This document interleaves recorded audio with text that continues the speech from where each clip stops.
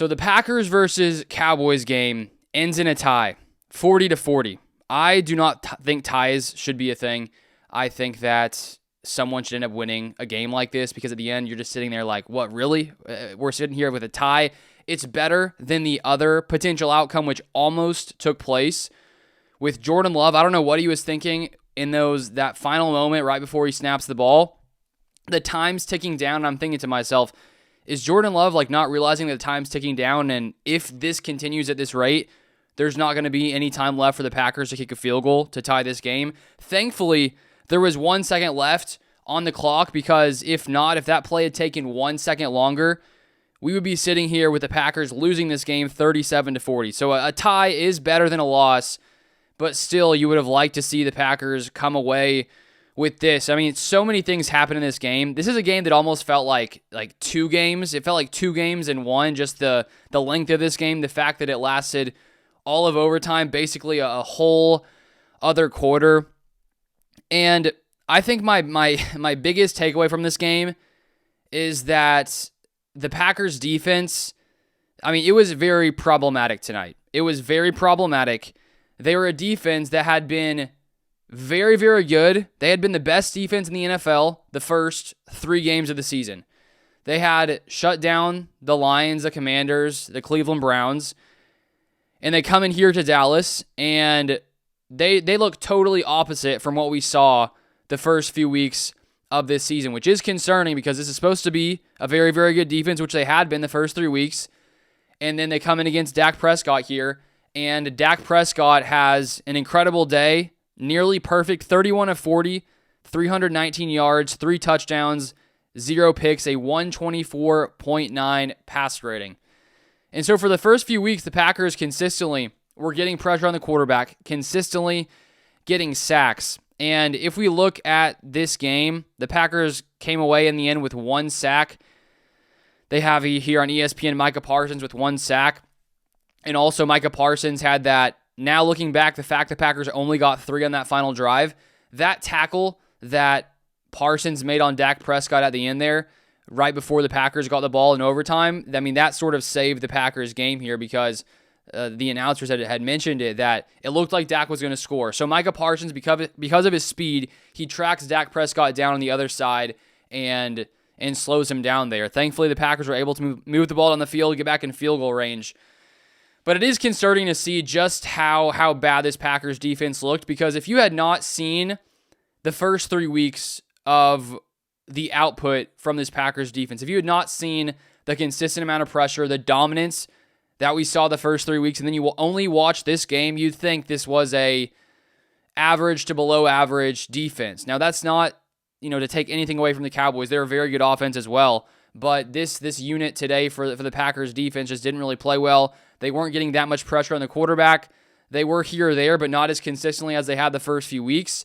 Dak Prescott was getting the ball out super quick. And because of that, the Packers pass rush didn't have that much time to get to the quarterback. And the secondary just got picked apart all day long. Nate Hobbs, earlier in the game, there were multiple touchdowns that he allowed, and then Carrington Valentine came in because I know Nate Hobbs went down with a concussion, and then Carrington Valentine was also getting beat a ton. And all game long, the Packers secondary just did not look like the great unit. They had just had a ton of lockdown coverage the first few weeks, and then in this game, totally opposite. And if you would have told me they'd score 40, the Cowboys would score 40 without CeeDee Lamb, I'd be like, what, really, 40? I know George Pickens is an incredible receiver. He had a lot of plays tonight where you're like, how in the world did you catch that? Specifically that one ball where Dak just throws it up, and I think it was like Evan Williams is like screaming down the field, and I'm thinking to myself, as the ball is in the air, like, there's no way he's going to catch that. And somehow in traffic, George Pickens makes that play, and so he had a incredible day, 8 receptions, 134 yards, and 2 touchdowns. And so the thing is here for this Packers defense, they're going to face other offenses that are, as good as this team. And, come playoff time, there's going to be other offenses that have quarterbacks who can play like Dak Prescott, who had a really great game today. And so this just sort of shows you that, this Packers defense is not, invincible. They have some weaknesses, and there's a lot of things they're going to need to clean up if they want to get back to being the type of defense that we saw the first few weeks of the season. And even the rushing defense as well, allowed 117 yards, 4.5 yards a carry. And I think typically you'd expect if you scored 40 points that you should win the game. And then one other thing here that once again is a major problem, and I'll also touch on the Packers offense. I'll go through a lot more here, but one thing that's on my mind, after last week's game, the Packers, they go to kick a field goal in the end against the Browns, and it gets blocked. And then what do you know? Once again, in back-to-back weeks, the Packers have a field goal blocked. They get the extra point blocked in this one. It gets returned for the 2 points, and so that's a 3-point swing. So if you're looking at this final score, I know it was earlier in the game, but that's a 3-point swing. I mean, that's 43 points the Packers would have here, the Cowboys 40. So little things like that in games that are so close and so tight in the end, those things are, have a massive impact on the game.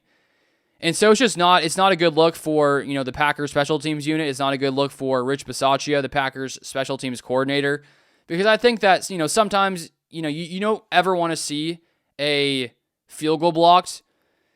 And I think that you could give, a little leeway, if a unit never allows a field goal block and then they allow one, it's like, okay, maybe it's just sort of a fluke. One guy made a bad play. Now it should very much be a point of emphasis. The next week, that should not be a problem. I mean, that you would assume that they'd come in, make sure everyone knew what they were doing, everyone knew their assignments and was ready to go. And then when you have it happen in back-to-back weeks, it's just a very unfortunate circumstance. And so the Packers special teams, I mean, they're a big part. The Packers ended up tying this game and not winning it. And you even had there, near the end of the fourth quarter, one of those final drives where the Cowboys scored, you have Turpin returning it for 46 yards. So another issue there with the Packers special teams. So there's going to be a ton of close games. I think the biggest thing is, once you get towards the end of the season, when these games really matter a ton, not that they don't matter now, but even more so then, once you get to the playoffs and games come down to the wire like this, you can't have a special teams unit where you don't know if they're going to make a mistake. Because even watching at the end there with a field goal, based on what we've seen the past 2 weeks, I'm confident in Brandon McManus. I'm confident in him as a kicker. But considering the blocks that the Packers have allowed the past couple weeks, I was, even with the simple field goal at the end there, you're thinking to yourself, oh gosh, please, please do the right thing. Please block your guy. Please no one push their guy back and, block the kick like last week. And so they need to get that cleaned up. That's a massive, massive issue that needs to be solved. Thankfully, the Packers offense was playing great football after a really bad week last week. Jordan Love had an incredible day, 31 of 43, 337 yards, 3 touchdowns, 0 interceptions, a 118.1 passer rating. There was one major mistake for the Packers offense. I wouldn't necessarily put it on Love because maybe you could put a little bit of it on Love, but the play in the first half where he drops back, I think it was Rasheed Walker who got beat. I'm not for sure. I'm pretty sure it was him. Need to look back at the game, but comes in, strip sacks Jordan Love, and then the Cowboys get a short field. They score a touchdown there. So, I mean, in a sense, because the Packers put the Cowboys in such a good position there, I don't know how much you blame the Packers defense for allowing a score there. But that play as well really shifted this game in the first half to where the Cowboys go in up, 16-13 as opposed to what would have been like 13-9, I believe. And so when you have a mistake like that, you throw on top the special teams mistakes. It's just two small things like that really do shift this game, and those are things you need to see the Packers clean up. But the Packers offense, outside of that mistake, they ended up having a really solid day. Now, Jordan Love was getting pressured a ton. He only got sacked once, and that's one thing that is so great about Jordan Love's game is he's one of the best quarterbacks in the NFL when it comes to his ability just to escape the pocket and when he's getting pressured to maneuver and, get out of harm's way. But the Packers, with Zach Tom down, Aaron Banks down, Anthony Belton also down, they're having to play, Jordan Morgan and Darian Kennard. And the Packers offensive line, it wasn't as bad as last week because that was an all-time bad offensive line performance against the Cleveland Browns and Myles Garrett. But Jordan Love was getting pressured a lot today. But still, in light of that, he had I mean, probably one of the better games of his career, 337 yards, 3 touchdowns. And in the end there, as the Packers defense consistently is allowing touchdowns, it's like touchdown after touchdown after touchdown. Jordan Love kept responding. The Packers offense kept responding. And there were so many big plays, big third downs where Jordan Love converts to Romeo Doubs. You have the 4th and 6 there in overtime in the end where it's the game. If you don't convert that, the game is over. Jordan Love converts it to Matthew Golden. And so I really like the performance from Jordan Love, especially after last week's performance where his interception was the main reason the Packers lost that game. Because if he doesn't throw that pick against the Browns, then the Packers likely win the game last week. And so I love to see that in a lot of these big moments, third downs where the Packers in the end there, near the end of the fourth quarter, because the Cowboys offense was playing so great, if Jordan Love didn't have some of those great passes, great plays on third down, the Packers could have easily lost this game. So big props to Jordan Love in this game. And also when we have to talk about Romeo Doubs, who had an incredible day, 3 touchdowns, 6 receptions, 58 yards. So 50% of his catches end up as touchdowns. 2 of them are, right near the goal line. And he's just such a great route runner and such a consistent player. And I just think he's someone you can really rely on, and you can just tell how much Jordan Love trusts him. He is someone that the Packers, they look his way a lot. I think he had the most targets here today. 8 targets, led the Packers. Next was, Matthew Golden with 6. But with Christian Watson out, Jaden Reed out, it's good to see Romeo Doubs really, taking charge and making really big plays, especially on some of those third downs where, you have to have it. And the Packers' rushing attack the first few weeks had not been good.